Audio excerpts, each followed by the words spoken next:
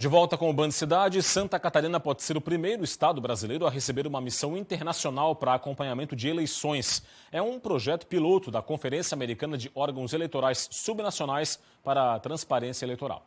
A comissão acompanha o processo democrático e as eleições em países das Américas e ajuda a consolidar o processo democrático e a legitimação do processo eleitoral.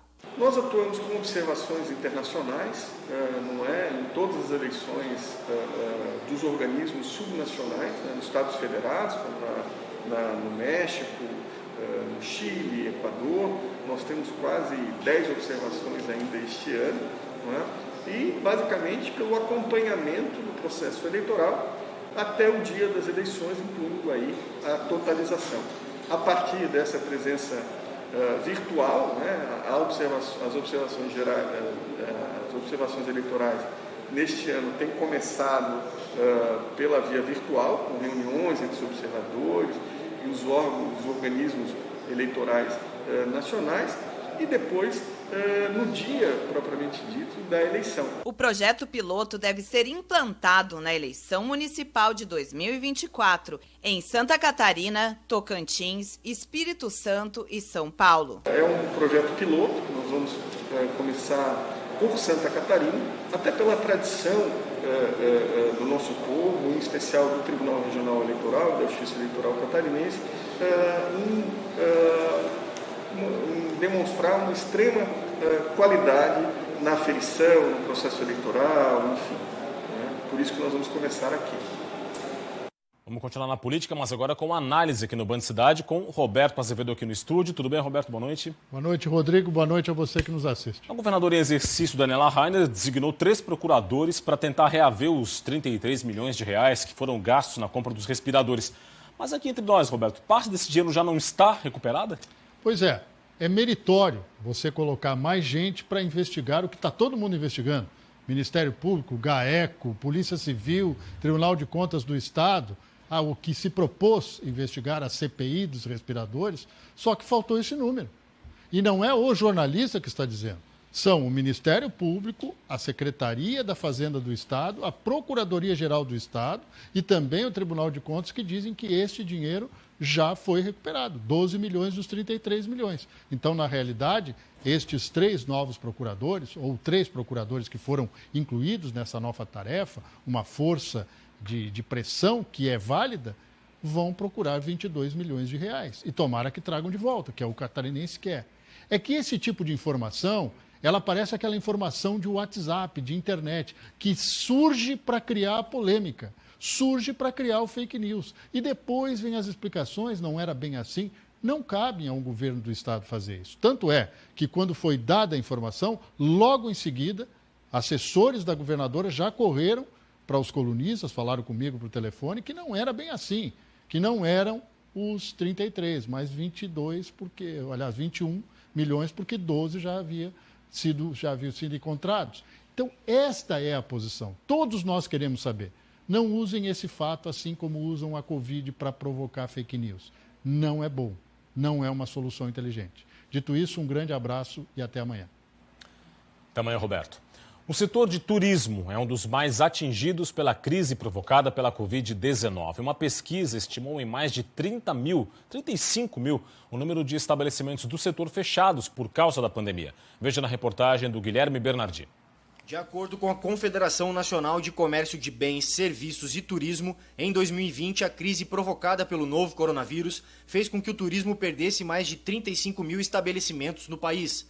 Este saldo negativo vem principalmente dos micro e pequenos negócios que juntos responderam por 87% do total de pontos perdidos no último ano. Todos os segmentos turísticos registraram saldos negativos, com destaque para bares e restaurantes. Houve queda também em hospedagem em hotéis, pousadas e similares. Não esquecendo das agências de viagens, que perderam muito desde o início da pandemia. Para o vice-presidente da Associação Brasileira de Agências de Viagem de Santa Catarina, desde o início da pandemia o setor sofreu com queda de faturamento de mais de 90%, o que fez muitas empresas sucumbirem.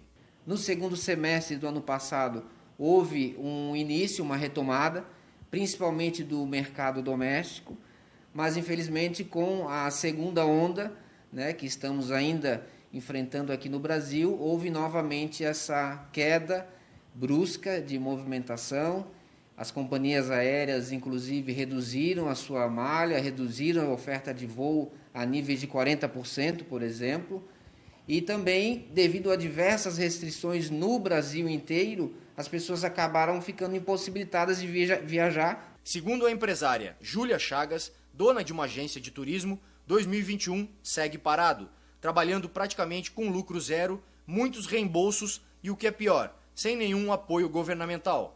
Nós somos um setor que está totalmente esquecido, não se ouve falar das agências, não se ouve ninguém comentar sobre o que a gente está passando, e a gente precisa realmente ser lembrado e pensar que tem muita gente que depende desse setor, tem muita gente que precisa, que depende da agência, que depende desse setor para viver. São muitas famílias envolvidas, muita gente que está aí há muitos anos. A temporada de verão em Santa Catarina aconteceu em meio a um clima de incertezas quanto aos regramentos e restrições das atividades turísticas. A dinâmica do setor teve mudanças expressivas em relação aos anos anteriores, conforme aponta a pesquisa realizada pela FEComércio de Santa Catarina em relação ao turismo de verão no litoral catarinense 2021.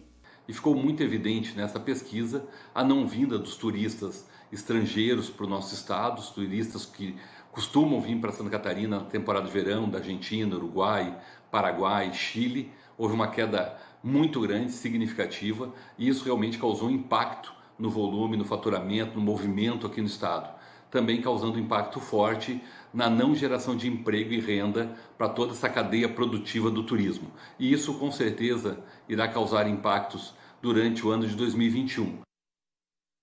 O ministro da Saúde, Marcelo Queiroga, divulgou hoje um dado preocupante. Cerca de 1,5 milhão de brasileiros que tomaram a primeira dose de vacinas contra a Covid-19 estão atrasados para a segunda dose.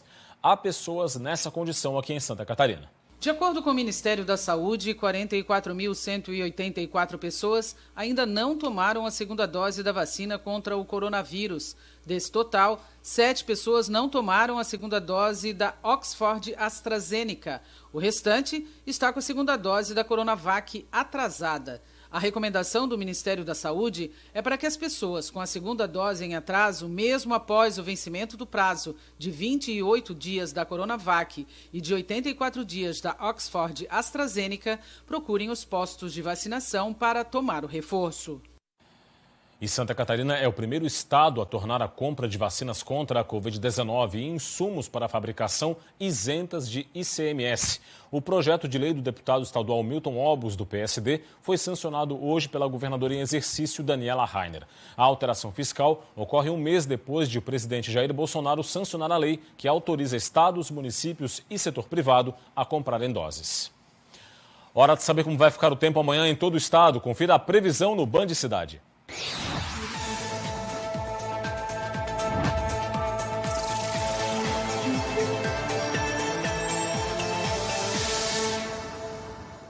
A quarta-feira vai ter aumento de nuvens e condição de chuva isolada no decorrer do dia no oeste e meio-oeste. Na Grande Florianópolis e Litoral Norte, chuva fraca no início e fim do dia. Nas demais regiões, sol e poucas nuvens. As temperaturas ficam mais baixas na madrugada e no amanhecer e sobem ao longo do dia. Em Florianópolis, mínima de 16 e máxima de 27 graus. Em Itajaí, variação entre 19 e 26. Em Criciúma, 15 de mínima e 27 de máxima. E em Chapecó, os termômetros variam entre 16 e 26 graus.